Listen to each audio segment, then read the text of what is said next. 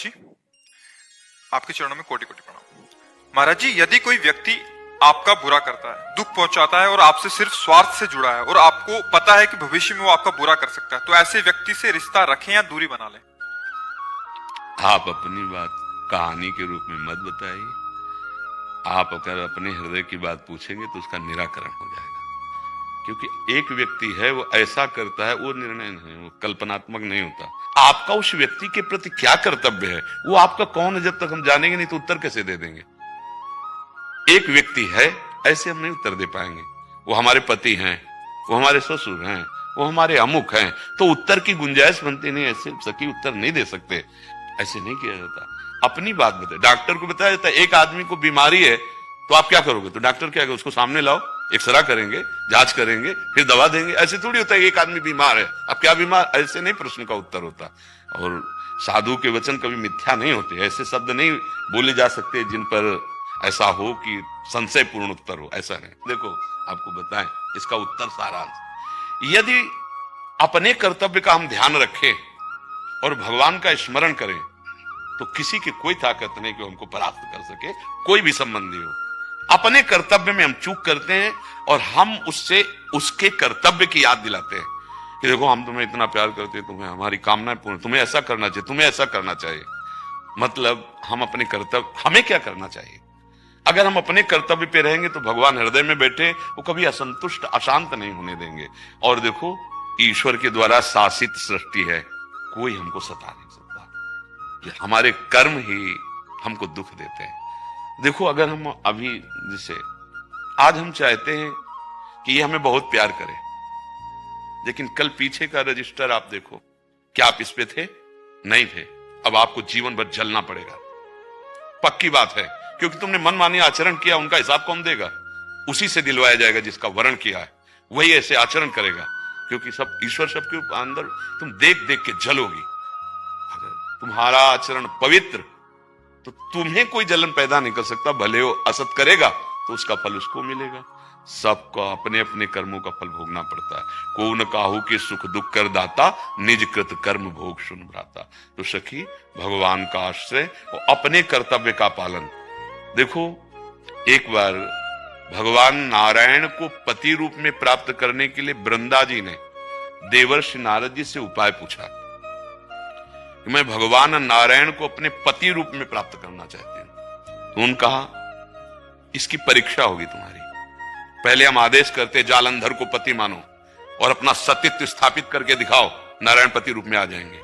देवर्षि नारद जी की बात मानी और जालंधर राक्षसी असुर प्रवृत्ति का था, भगवान शंकर भी नहीं मार पाए, जबकि उनका पाशुपतास्त्र अस्त्र जो है दिव्य है।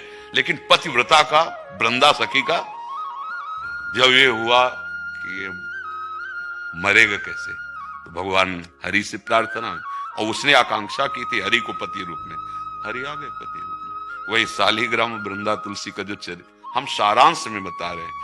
आप अपने कर्तव्य पे, तो आपके कर्तव्य की परीक्षा होगी। हम लोग क्या करते हैं, दोषारोपण कर, अगर पति ऐसा है तो पति ऐसा, अगर पत्नी ऐसी है तो पत्नी। एक बार भगवान ने तुम्हें मिला दिया है, दोनों एक दूसरे की मनोवृत्तियों के अनुकूल बनने की चेष्टा करो। कोई पशु नहीं हो, एक दूसरे को प्यार बंधन में बांध करके भगवत राज्य में प्रवेश पाया जा सकता है। ये गृहस्थी धर्म है। हम अपनी कामनाएं, वो अपनी कामनाएं, लड़ाई झगड़ा और वो फिर ऐसे जीवन नहीं चलता।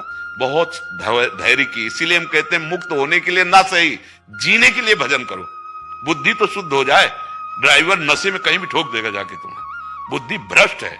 आज नवीन नवीन बच्चे जो गर्ल फ्रेंड हो, क्या है बॉयफ्रेंड का ये चला है ना जहर, ये गृहस्थी लायक नहीं रखेगा। उनकी निष्ठाएं अपवित्र हो जाती है, उनका चिंतन अपवित्र हो जाता है। वो पति प्रेम या पत्नी प्रेम केवल कहने मात्र का रह जाता है।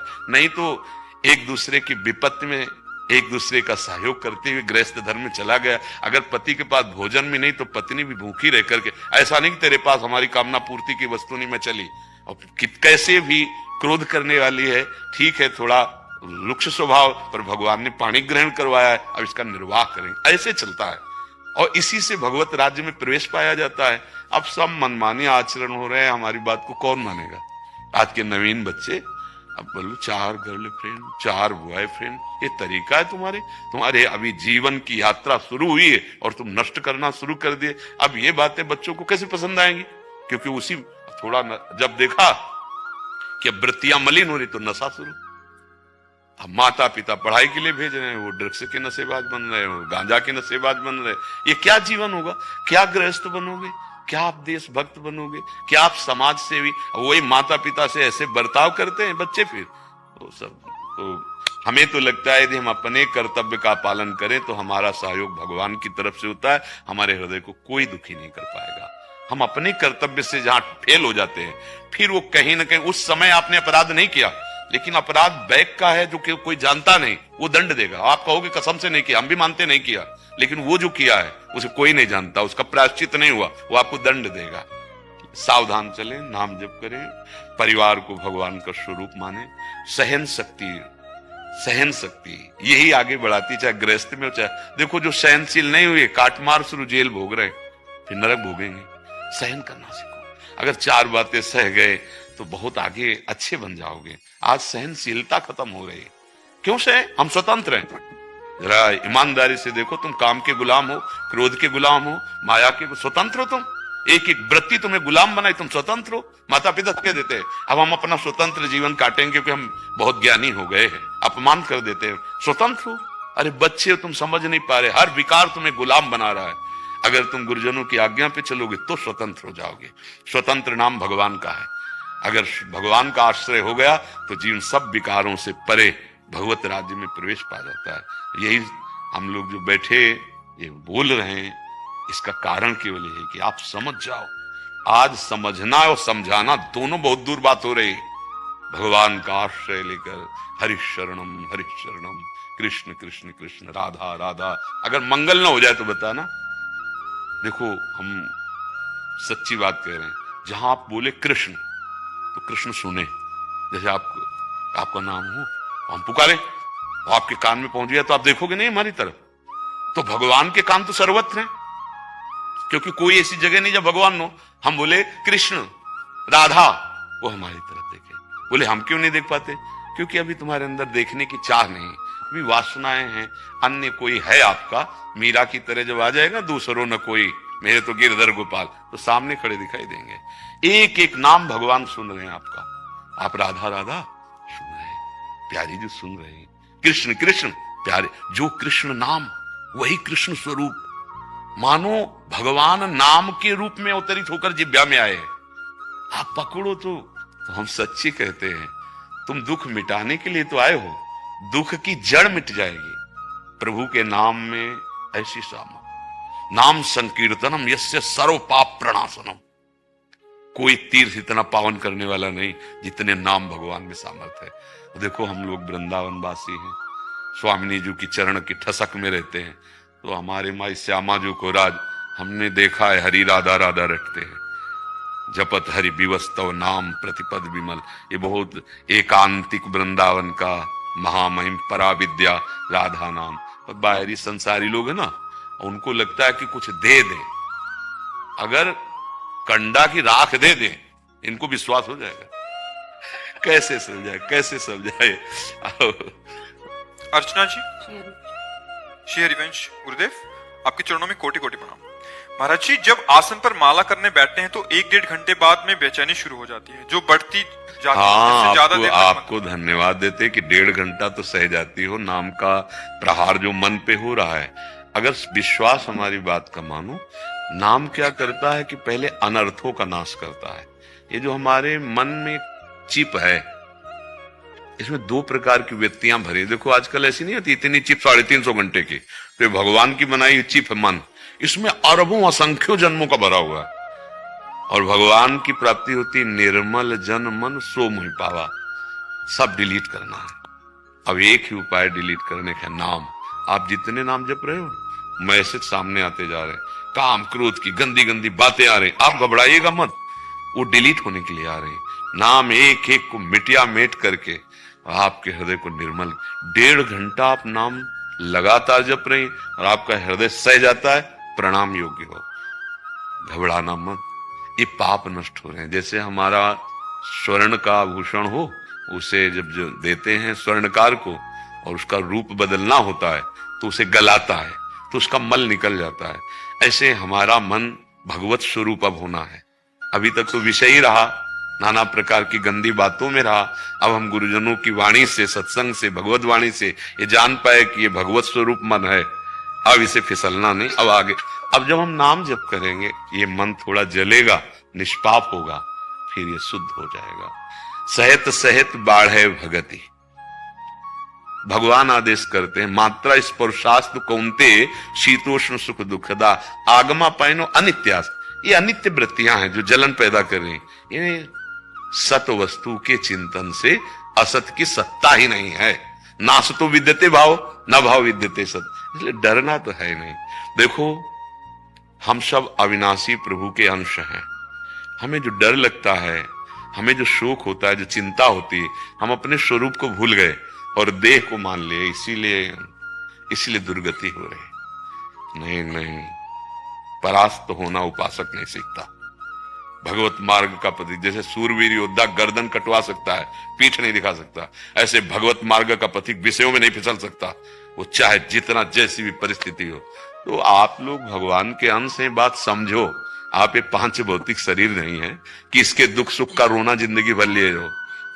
जो हमें प्रभु की कृपा समझ में आई कि अगर कुल्हाड़ से मूल वृक्ष की जड़ को काट दो, वो महीना दो महीना तो हरा भरा दिखाई देगा, पर वो जड़ से संबंध खत्म हो गया, एक दिन सूख जाएगा। जड़ से भगवान की कृपा से कटता है, गुरु कृपा से कटता है। और गुरु कृपा का साक्षात स्वरूप हमें राधा नाम मिला है। इसीलिए कहते हैं कोई इसमें संशय मत करो। दवा में संप्रदाय नहीं देखा जाता। ऐसे भवरोग की अचूक औषधि, जो लालजू श्री कृष्ण अखिल ब्रह्मांडों के स्वामी हैं, वो भी जिस रस का रसास्वादन करते हो राधा रस है। इसलिए आप नाम जप करो। जैसे जैसे जलन बढ़े, गंदी बातें आए, वैसे वैसे और बढ़ाओ। एक दिन एकदम शांत हो जाएगा। ये बिना अनुभूति के नहीं होगा। देखो, जैसे आप वार्ता करो ना, तो इसी पे चले हैं। ये पढ़ी लिखी बात नहीं है, ये छाती की बात कर रहे। धैर्य पूर्वक सह जाओ, सब डिलीट हो जाएंगे। जहां मन निसंकल्प हुआ, वासना रहित हुआ, तो बस मेरो मन आनंद, वही इंद्रियाणाम मनश्चास्मि श्री कृष्ण है ना, वही श्री कृष्ण ललित भंगी, वही ब्रह्म का स्वरूप अनुभव में आ जाएगा।